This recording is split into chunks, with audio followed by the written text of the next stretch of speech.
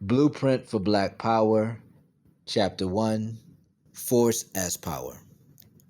Power as force involves the exercise of biological and physical means to prevent another person or group from doing what he or it prefers to do or, quote, to get something to happen to the person or group that he or it would prefer it did not, end quote, Wartenberg.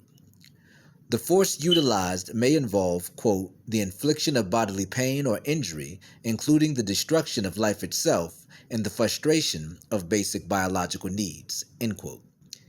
It may also involve the construction of human and physical obstacles to constrain or restrict the freedom and range of movement of another person or group. Force may be utilized instrumentally rather than directly to achieve certain ends. The instrumental use of force may involve its use to inhibit or destroy another person or group's ability to develop and mobilize his or its human and material resources, which might be used against the interests of the powers that be. The strategic and tactical purpose of instrumental force is to limit or eliminate the subordinate individual or group's capacity to act in certain ways.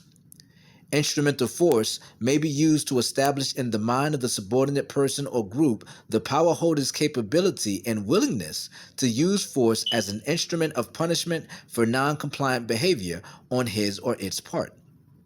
It also may be used as a means of motivating the non-complying party to return to or to reestablish a pre-existing power relation.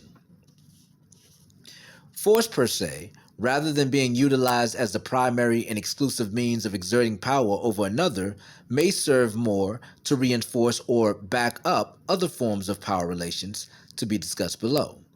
That is, quote, force, although a reality in many social situations, achieves its full scope by undergirding other types of power, end quote, Wartenberg. In so-called advanced societies like the United States, force is more likely to be applied as the final persuader or arbiter when compliance is not attained by other means. Force as inefficient power.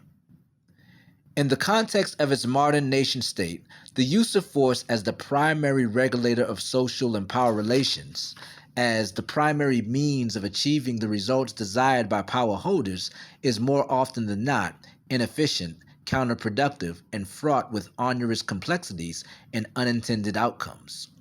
It is also often socially, economically, and materially costly to exert and maintain. Wrong perceptibly notes as follows, quote, force is more effective in preventing or restricting people from acting than in causing them to act in a given way. Force can achieve negative effects, the destruction, prevention, or limitation of the possibility of action by others. But one cannot forcibly manipulate the limbs and bodies of others in order to achieve complex positive results. The fabrication or construction of something, the operation of a machine, the performance of a physical or mental skill. End quote. Wartenberg further notes, quote, force is uneconomic for a number of reasons. In the first place, it requires that the dominant agent make some physical effort in order to keep the subordinate agent from doing what she would otherwise do. As a result, maintaining the use of force requires a constant expenditure of energy by the dominant agent. Force is also uneconomic because it inherently occasions resistance. It is always perceived by those over whom it is used as a hostile presence, an alienating experience that restricts their ability to act. Because of this, it engenders a dynamic of resistance in those over whom it is exercised. Thus, force by itself is less effective as a means of power than is often assumed. End quote. The problematics of assuming unadorned force as the chief instrument of power utilized by a dominant group to achieve complex social material ends with economic efficiency and the barest minimum of social disruption motivates that group to develop and apply more subtle forms of power. These will be discussed below. However, At this juncture, we should note that current forms of domination of continental, Caribbean, North, Central, and South American Africans, respectively, by Europeans is secured by more subtle and efficient means of political control than by the use of oppressive physical force.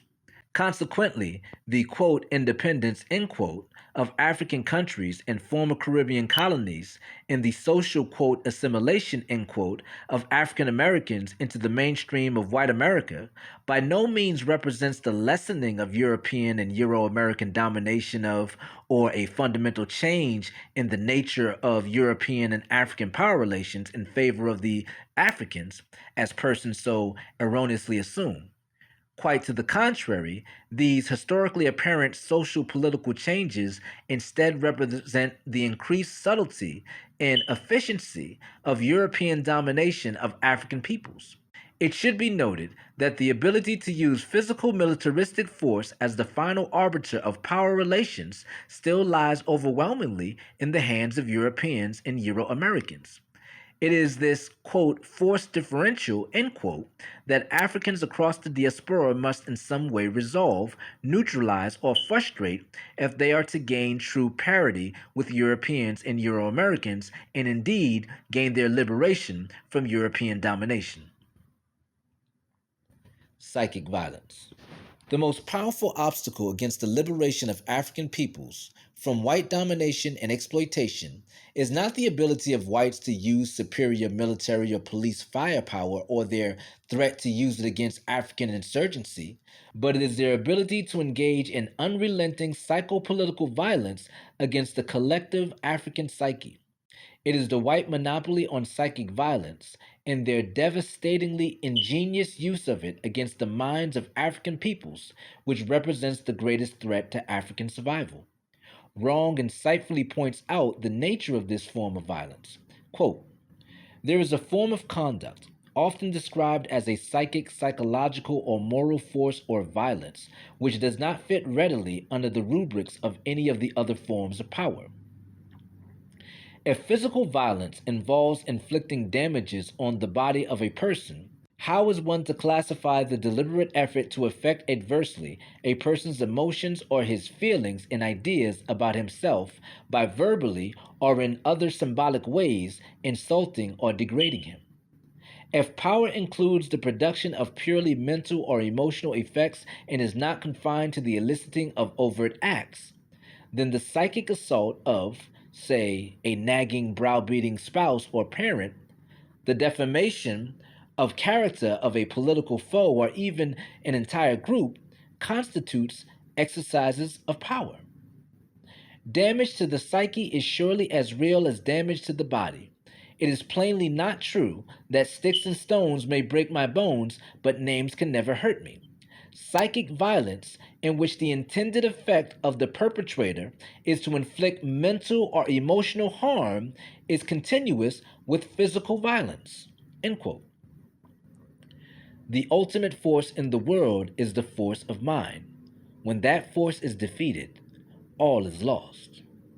Dominant whites have used words and symbols to violently and unrelentingly attack oppressed blacks in 1,001 nefarious ways, including the projection of dehumanizing stereotypes and caricatures of them, the falsification of their history and culture, the miseducation of blacks, and the engaging and chronic derisive media attacks on their morals, behavior, intelligence, ways of life, sexuality, physical features, motives, and values. The final end of the violent white instigated psychic assaults against the collective psyche of the blacks is to induce in them states of false consciousness, self alienation, and self hatred so as to irreparably impair their capacity to overthrow their white oppressors through the mobilization of their human and material resources. False consciousness, self-alienation, and self-hatred are conjoining states of mind which motivate oppressed blacks to engage in continuing self-defeating, self-destructive assaults against their own interests and against themselves. Consequently, by these means, blacks are unwittingly manipulated into forming alliances with their oppressors and exploiters and disempowering themselves, and in empowering those who dominate and exploit them all the more.